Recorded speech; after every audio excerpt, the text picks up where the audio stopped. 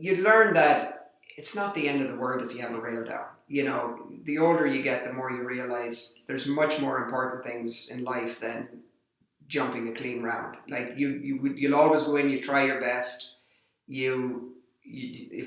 Sometimes you'll go in and you'll hit 3 rails really hard and they all stay in the cups. Another day you'll go in and you'll have the lightest rub and a jump falls down. That's show jumping. So you have to take it in stride, and you have to not go into a deep depression when you have a couple of bad rounds, and not to get too high on your horse when you have a couple of good wins, because this sport will knock you right back in your hocks. So you have to enjoy the wins, obviously, otherwise why else would you do it? But you can't be too hard on yourself when it doesn't go well, because you're dealing with 2 living creatures and you have no idea how they're going to wake up in the morning.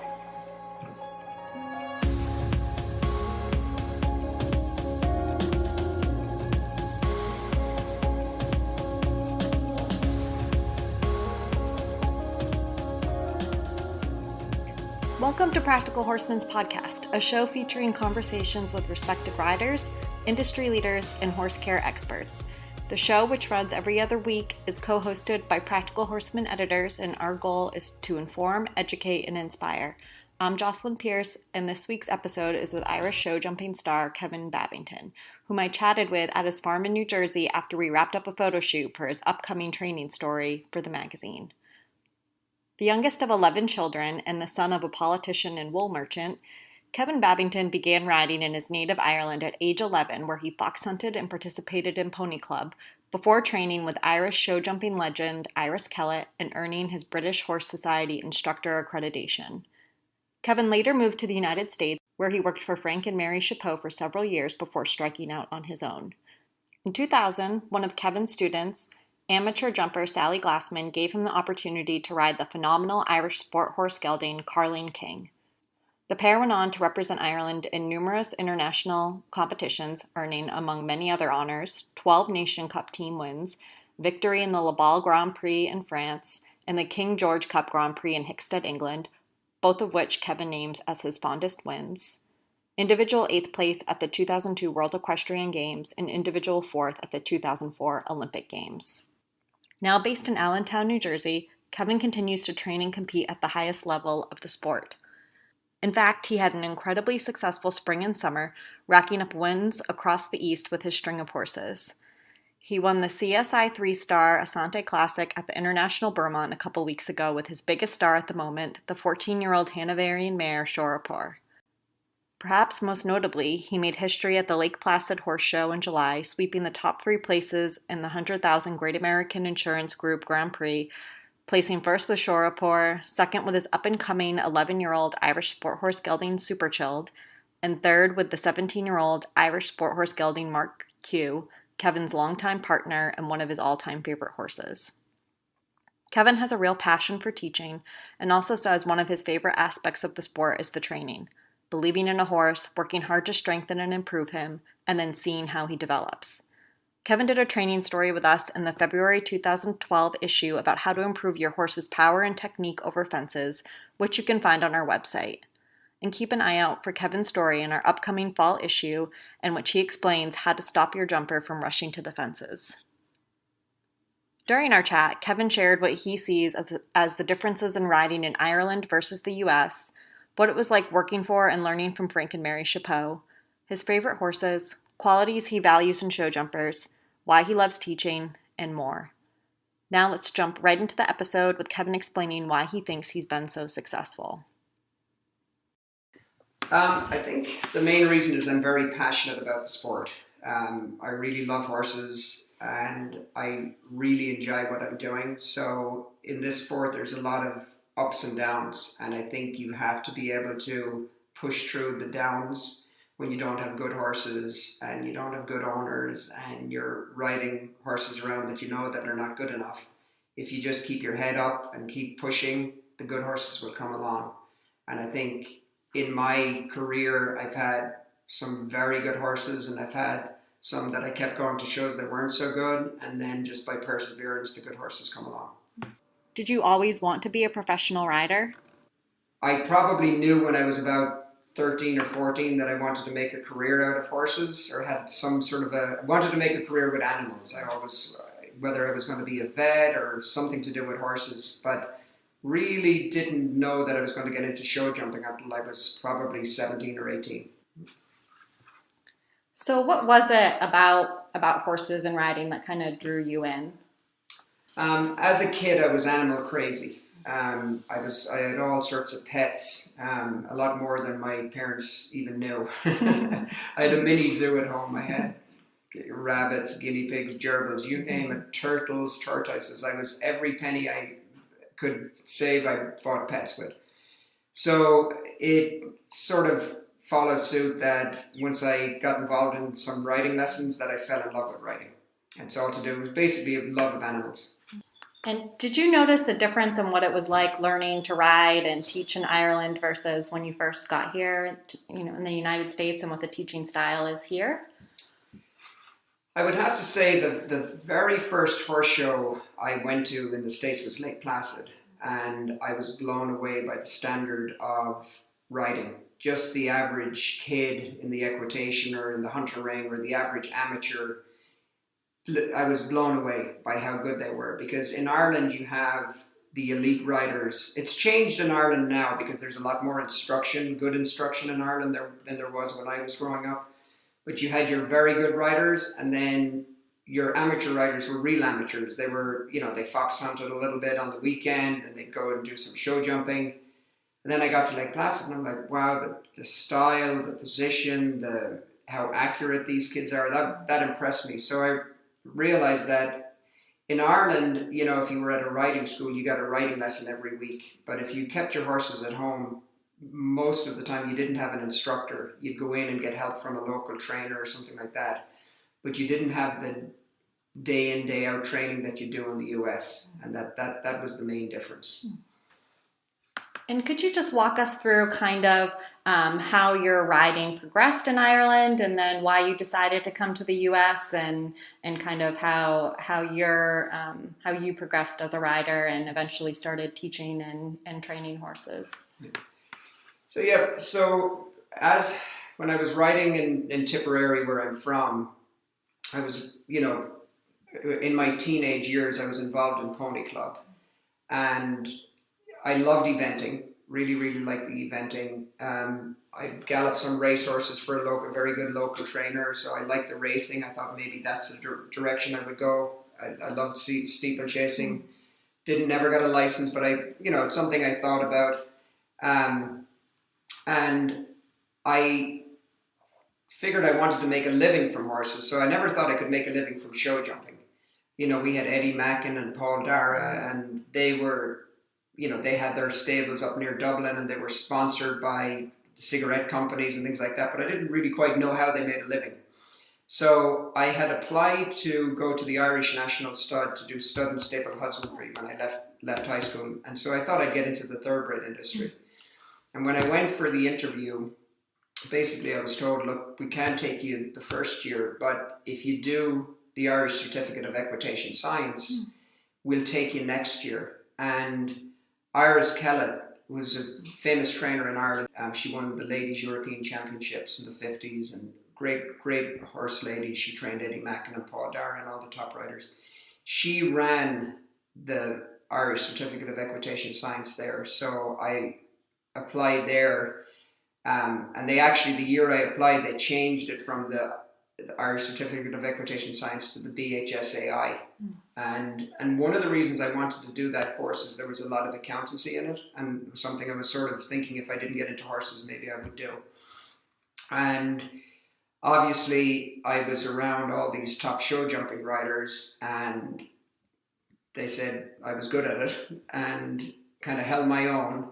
And so that's when I became really passionate about show jumping and realized that maybe I was good enough to make a career out of it. So that's how I got I was just turning 18 at the time. And then did you decide at that point that you could make a better career of it in the US, or where did that decision come from? Yeah, so that's kind of a funny story.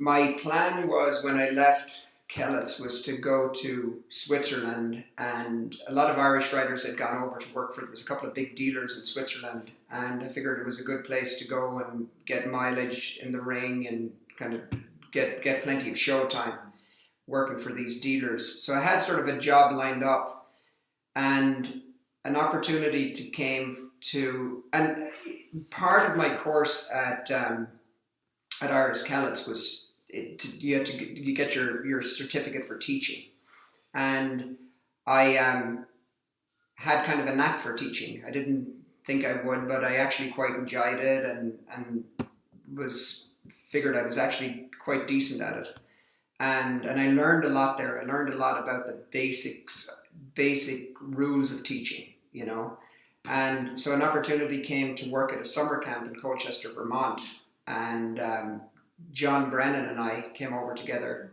and we were instructors at the summer camp, and we were sort of enticed to come because nobody showed any interest, and then the recruiter said it's an all-girls summer camp and there's only going to be a few guys on the property, so we jumped at the opportunity, and that's how I ended up stateside. And then you eventually started your own business. Can you just talk about kind of, what led you to that? Well, I was very fortunate. Like I said, the first horse show I went to was Lake Placid, and I got to meet Frank Chapot. And he was looking for somebody, but he was looking for a rider, but didn't need him right away. So I interviewed with Frank, and he said, look, I have somebody that's working for me at the moment. I have to give them a chance to see if it's going to work. I don't think it is, and if the chances are you'll get the job. So in the meantime, I needed a job, and I got John and BZ Madden needed help. Something had happened to one of their grooms at Lake Placid, and they needed help grooming for the couple of weeks there, or for the last week. So when I had that grooming job, John let me ride a few and figured I was handy at this, and offered me a job after Lake Placid. And then so I got to be at home at their place in Cazenovia and spent 9 weeks with them because I hadn't heard from Frank. And then John offered me a job, a pretty interesting position there. And then I sort of said yes. And then literally the next day, Frank called and said, bring that young Irish lad down here. So John said, if it doesn't work out, you're always welcome to come back. And so I spent 2.5 years with Mary and Frank Chapot, and that was brilliant. I got to ride all the young horses, and some of their clients would send some of the young thoroughbreds in to learn to jump, and so really good mileage there. What was it like working for Frank Chapot? I mean, you must have learned so much from him. I did, and I think when you work for Frank and Mary, you don't realize how much you're learning until you leave there. They're good horse people, really good horse people, and you learn to, what I found I took out of Chapot's was really understanding the horse and learning to let the horse think for himself and not interfering too much with the horse. Just the subtle things that I took away from there really, really, I think have carried over even to now. And I remember asking Mary to help me with a horse. I was there for almost 1.5 years, and she gave me one of the best lessons I ever had. And I'm thinking, why didn't I ask her a year ago, And so Frank was fantastic, and Mary's an amazing horse person, and I wish I'd had taken more advantage of having Mary's help because she's a very good instructor. And you mentioned that you have a real passion for teaching. Is there something that you find yourself saying to students all the time, over and over, or could you talk a little bit about some of your teaching philosophies in general? The one thing nice about teaching as a rider is you tend to teach what you're working on yourself. So, over the years, I'd probably put more focus on, I'd put my focus on what I'm sort of working on myself at that time, And I think teaching helps you to become a better rider, and rider helps you to become a better teacher. So if you're dealing with an issue with one of your own horses, you might identify that issue with a student that comes in with a horse to help you with it. And then I'm one of those riders, instructors that likes to get on the horse, feel what they're feeling, get back down and sort of say, okay, try this. And but the older I get, the more you realize it's not so complicated. You have to have the horses forward, you have to have the horses straight, they have to be in front of your leg, and when all that is working, the horse is either good enough or they're not good enough. But it's usually the biggest issues stem from very basic mistakes, very basic riding. And throughout your career, you've had a lot of big and prestigious wins, including an individual 8th place at the WEG in 2002, an individual 4th at the 2004 Olympic Games. Is there any particular victory that stands out above the rest? Probably one of my fondest victories was winning the Le Ball Grand Prix on Carling King. I'd had a very good year. I won 2 back-to-back Grand Prix in Florida that year. Now they'd be considered 5-star Grand Prix. Back then they weren't, but they were good. I remember McLean was second in one of them, and I think Beasy was behind me. And so they were, for me, it was huge, to win that level of Grand Prix. And then Le Ball, what I really was exciting about winning that is the lineup.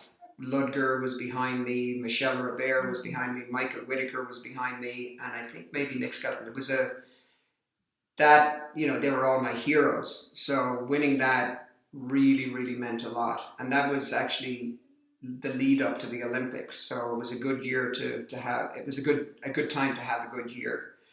And the other, I won the King George Cup in Hickstead. The conditions weren't great that day. The ground was bad and it rained like crazy, and my horse was fantastic. He was only one of 2 double clear rounds that day, and that was a very fond memory because I loved watching that class as a kid. So those were probably my 2 favorite places to win.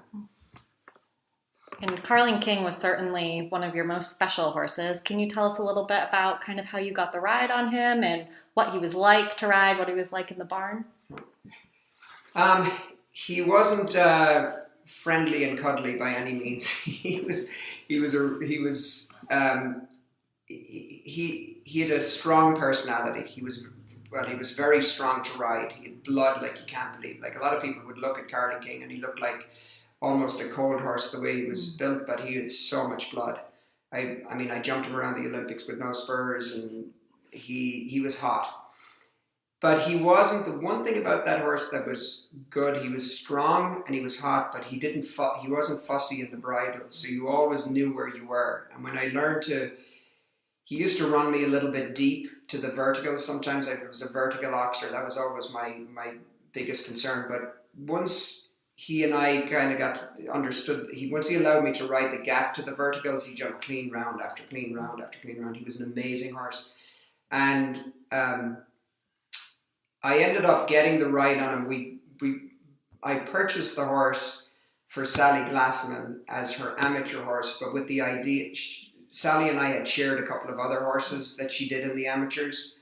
So we were looking for a horse that could maybe do both jobs. And we realized maybe 6 months after having him how much talent his talent he had. And so Sally was nice enough to hand over the reins and let me take him to the level he got to. That horse jumped 2 European Championships, a World Championships, and the Olympics. He actually jumped 3 European Championships. He was an amazing horse. He jumped the Demore, I think, 4 times, and he had more stamps on his passport than most businessmen. He was a great horse, but he was strong as a horse to ride, and he was a very strong personality. He didn't want you to be in a stall hugging him. Yeah, I've heard stories about him trying to, kind of take the arms off of a couple of grooms here and there. Can you tell us a little bit about some of, your current horses that you're excited about? One of my all-time favorite horses, and he's still jumping at a high level, is Mark Q. He's 17 this year. He's been a trooper. He always seems to step up to the plate. And Sharapur, I would have to say, is my top horse. She's won a lot of big classes. She's very competitive. She's hard to beat against the clock while everything is working. She did have a couple of injuries along the way, and Mark Hugh has always been the one to step up to the plate and say, hey, don't forget about me, and he'd always sort of fill up those shoes and take her place. They're my two top horses jumping at the highest level, and then Super Chilled has just moved up to sort of the 4-star Grand Prix level. He's 10 years old this year, and I'm sort of hoping for good things moving forward. Now he has to start sort of taking over first spot fairly soon in the next couple of years. And I have a couple of I have a horse called Carrick, an 8-year-old, that will start out doing some of the Princeton Grand Prix this year. And I have a horse called Call Me Ruth that had a slight injury, but she's back, and I'm hoping to start her in maybe some of those smaller Grand Prix this year also. What do you think makes a good show jumper? What kind of qualities do you value?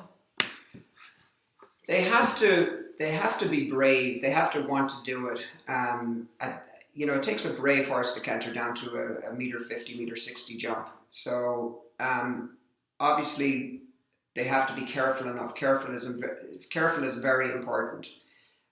So it's trying to find that combination of careful and brave. You can. The next trait you look for is rideability. Like, they can be careful and they can be brave and they can be very difficult to ride. And so if you can get a combination, I always say you can be missing one ingredient, but you can't be missing two. If they're brave and careful and scopy, you can deal with a little lack of rideability. Like, Sharapur is by no means the easiest horse to ride, but she is brave and she is careful and she has enough scope. Mark Q wouldn't be as careful as Sharapur, but he's more straightforward. He wouldn't be the easiest to ride, but he's more straightforward than Sharapur to get to the jumps. And he's scopy and he's careful enough where, you just have to, there's places you have to give maybe a little more time to a jump. And Super Chilled, I think for that horse, he's scopy and he is careful. He lacked a little blood. He was a little bit on the colder side. But he's coming into that now. He's coming into more blood. So that's more rideability. They have to be taking you to the jump. If you're creating all the time, the sport is so technical now and jumps come up so quick now that they have to be self-motivated to jump the course. You can't be you don't have the time to be creating all that energy. So that horse, I've been working on that, and it's definitely getting better. Do you have any kind of pre-competition routines? Do you get nervous? And if so, how would you handle that? I think if you ask my grooms and stuff, they'd probably say I don't get nervous. I've definitely had shows where you're jittery for sure. I didn't think I was nervous at the Olympics, but my brother-in-law was with me over there, and he said, you were definitely nervous. You didn't say a word for 2 days. That's my way of maybe getting a little bit nervous, is I go quiet, and it really depends on the horse you're riding. Like, if you know your horse is capable of going in and jumping a good round, you learn that it's not the end of the world if you have a rail down. The older you get, the more you realize there's much more important things in life than jumping a clean round. Like, you'll always go in, you try your best. Sometimes you'll go in and you'll hit 3 rails really hard and they all stay in the cups. Another day you'll go in and you'll have the lightest rub and a jump falls down. That's show jumping.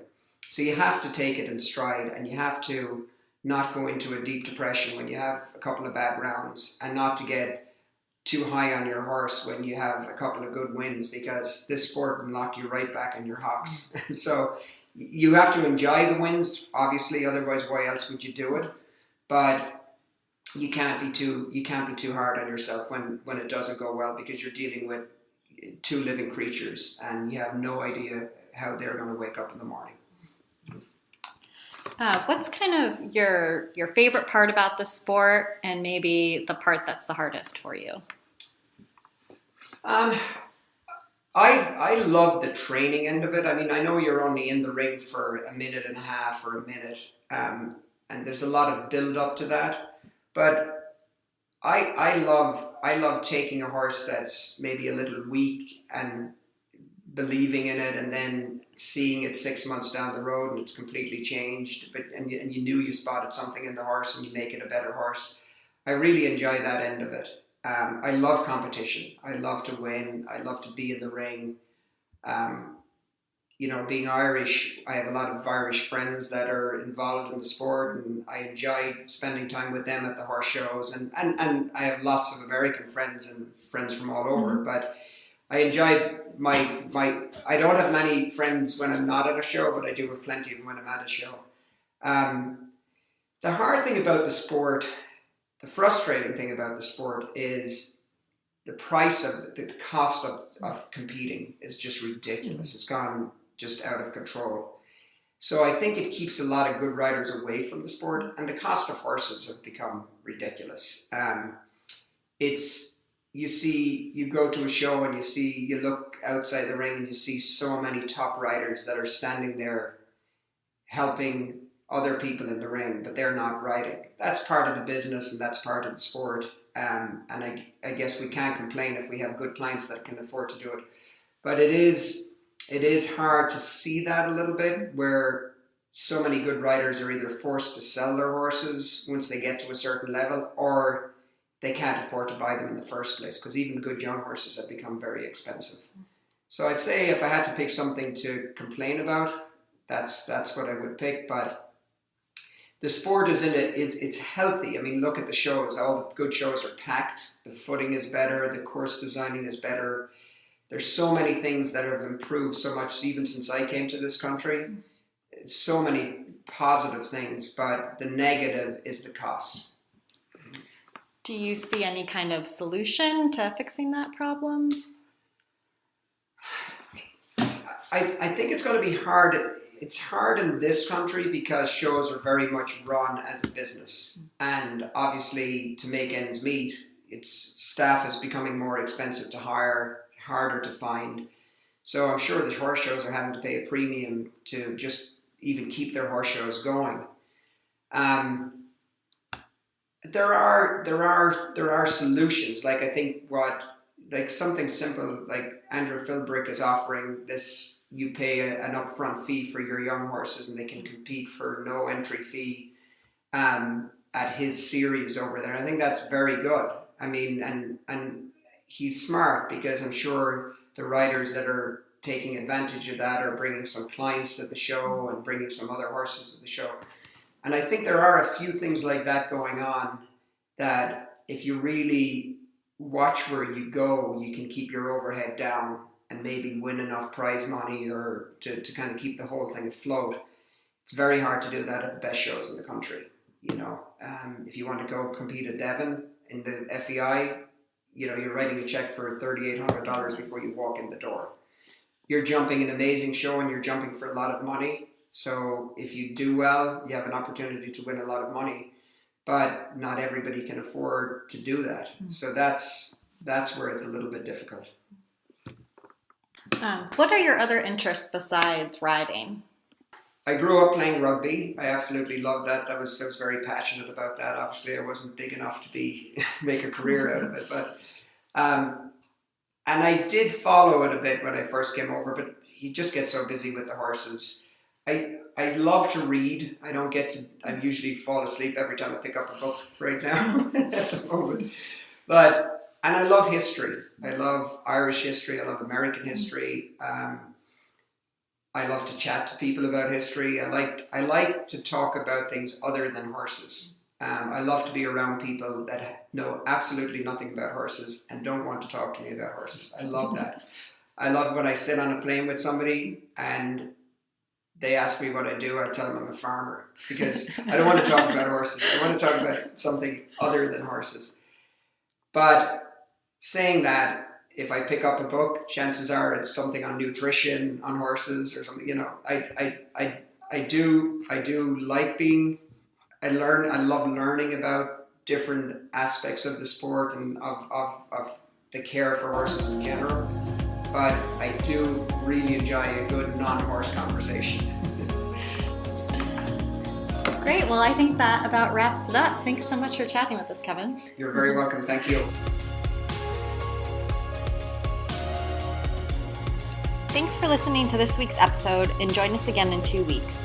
Upcoming conversations are with eventing legend Jimmy Wofford, hunter rider and trainer Tom Brennan, and show jumper and humanitarian Georgina Bloomberg. You can subscribe to this podcast on Apple Podcasts, SoundCloud, Stitcher, or wherever you listen.